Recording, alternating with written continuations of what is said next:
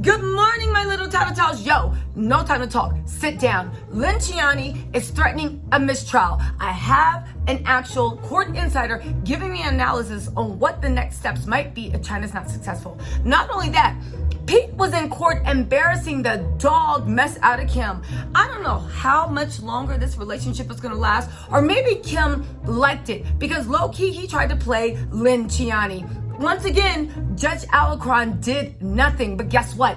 This works in Chyna's favor. And also, we have more insider information on what actually went down during closing arguments. Again, my sources have to recap. They're right there in the middle. They're exhausted. When they get time, they call me, they hit me up. You guys, we got more insider information on how Lynn Chyna turned that mug out with her closing arguments and how Michael literally now tried to say it's nobody's fault why the relationship ain't work out, even though he just spent the last 6 days making it seem like Chyna was Freddy Krueger mixed with Kung Fu Panda, mixed with everything else. Y'all, let's get into that mess. Also, I want to tell a lot of you guys and anyone, listen, if anybody has any hits, tips, gossip, stories you'd like me to talk about, hit me up on my Gmail, tisatells@gmail.com. I promise you'll always get a reply. Tisatells, TISATELLS @gmail.com. Hit me up because you know what the deal is. Also, hit that like and notification. Last thing with housekeeping. Keep your notifications on or keep checking the page because as soon as we get the verdict, baby, we are going live. We are getting into it and we're expected to go live sometime between 9 a.m. and 12 p.m. Pacific Standard Time, which is sometime between 12 and 3 Eastern Standard Time. All right, now let's get into the mess. What are we going to start with? Let's start with how Pete literally embarrassed the dog mess out of Kim. I actually don't understand that relationship. I know that she was trying to gloat on Kanye because, you know, Kanye literally looked at it as like, how could you like literally mess with someone that's just so yucky? And you know, Kim was like, ew, I'd rather be with Mr. Yucky than be with you. I get it. But get this. Pete let out a laugh and put his head down to keep first of all, he was allowed to slip into the courtroom. The courtroom's closed to everyone. The Kardashians have been accused of getting special privilege, and it's really, really starting to even rub the jurors the wrong way. But Pete slipped into the courtroom wearing some dusty white, they were reported as white pants, but my court observers said they looked more like dirty white pants, right? Pete's a rat. Stay with dirt on his pants, right? And also, he literally let out a laugh and put his head down to keep the chuckles to himself when the Kardashian attorney said Chyna smashed a gingerbread house during an argument with Rob. Listen, the lawyer's line elicited a giggle from Pete when she said, why break a gingerbread house? It's like the happiest thing. Now here's the thing. That's what was rightly reported. My court sources say Pete looked like he was doing a lot. Hold on, guys. Okay, these jury instructions, they're super complicated. Michael Rhodes thought he did something, but guess what? He might have actually just played himself, and I'm not even joking. Let me read you these instructions, and then I'm gonna let y'all know how it looks like Mr. Whatever, too cool for school might have outsmarted himself. Why did I just say too cool for school? My analogies are off today. Anyway, let's get into this. Judge Alacron instructed the jurors to consider what harm, if any, the defendants caused, whether they interfered with any possible contract with E, and whether Chyna had proved her loss of income. After it was revealed, she only provided back statements and has not paid taxes for at least 3 years. Now, let me just say this, right? First of all, Judge Alacron also spent 45 minutes giving the 12 jurors instructions referencing they should not consider the wealth or poverty of any party. The jury is being told to consider only the facts of the case and not listen to outside parties or read any media reports about the trial and the parties involved, as per the usual. Now, my court insiders have an amazing take on that. I want to read to you, and then I'm going to give you my analysis, but you guys have to hear this take because I think that it is actually really, really important. It's super important. Hold on. Okay, are you guys ready for this? They literally said, Tisa, one last thing. You know I took notes, right? They heard, right? This is not gout, right?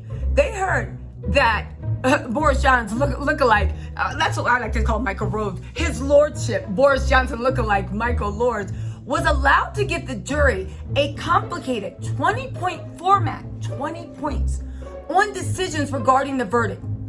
It looks like Michael Rhodes was able to get Judge Alarcon to allow an overly complicated form to guide jurists in their deliberations. It seems the form is only meant to confuse the jurors, right?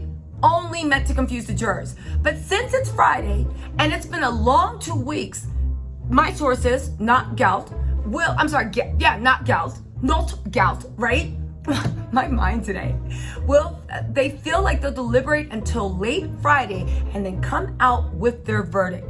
They hope that they stay in there for the afternoon. Why is that important? Given the length of the form, right? And they were handed by Michael Rhodes. They're hoping deliberations take a long time. They also hope that they ask a lot of questions. So if you guys don't know, when jurors are taking instructions, you can literally, the foreman, or I guess a representative, can leave the room and literally say, hey, we have questions. And they can address the judge and the 2 attorneys, and questions can be answered. So it's like there's no more testimony, but the jurors can ask for clarification. This will be a good thing for Chyna. Here's the thing. They are afraid that if they come out early, it will not be in Chyna's favor. But again, you guys need to realize this is purely speculation on everybody's part. Nobody knows what the jury is going to do except the jury when they decide what they're going to do. Also, they do think that if the jury comes out early and Chyna does not receive adequate justice, this isn't just about the win. This is about Chyna literally getting paid like Rob Waves, right? That Linciani will call for a mistrial. Now again, this is up to Blac Chyna. Blac Chyna could be like, if she gets like, I don't know, 3 million, and she's like, you know what, Lynn, it was a good fight, girl. It's a little bit too much. Thank you. I'm fine with the 3 million. It's all up to Blac Chyna. But it looks like sources are saying that if Blac Chyna does not receive what she feels is adequate compensation, Lynn will move for a mistrial. This is huge. What does this have to do with these complicated jury instructions that were actually sent out? 1, they didn't need to be that complicated. 2, if he said that you should not consider the wealth or the poverty of any party, then why was Michael Rhodes allowed to question Chyna insistently on what she was wearing, what she had, why she had the same Birkin purse that Kim had, and all that stuff? Why did they need access to Blac Chyna's OnlyFans account? Why did they need access to Blac Chyna's tax accounts? Why did they need access to our IRS forms? If the judge literally said you should not consider the wealth or poverty of any of the parties, if what Blac Chyna made and what Blac Chyna had and all this stuff had nothing to do with the actual charges, then why did you let Michael Rhodes do that above Lynn's objections? The good thing is, my court observer said Lynn made a lot of objections, preserved things on the record, and either on mistrial or appeal, don't worry. If Angela's down to do it, there is going to be justice. That's if not, the jurors do not deliver her what she feels is adequate justice today.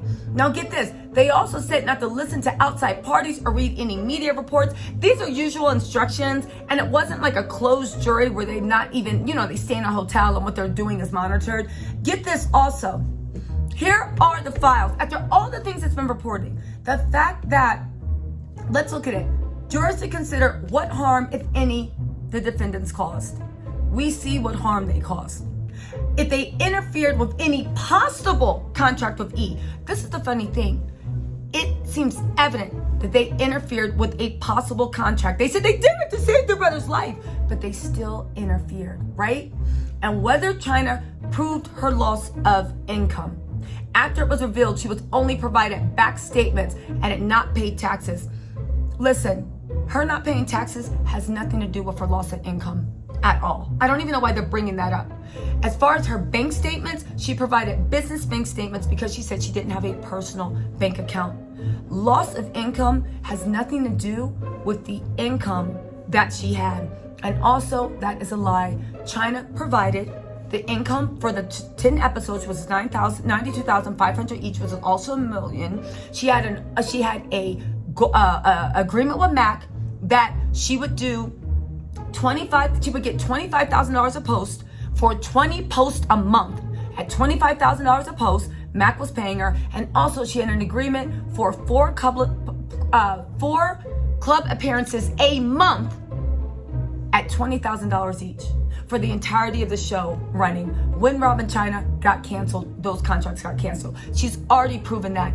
Not even the intangibles of how she could have flipped it into $1 billion company. And before you laugh and say, ha ha ha, please, she could never. Kim did. Kim literally had a tape out. And she was literally a laughingstock.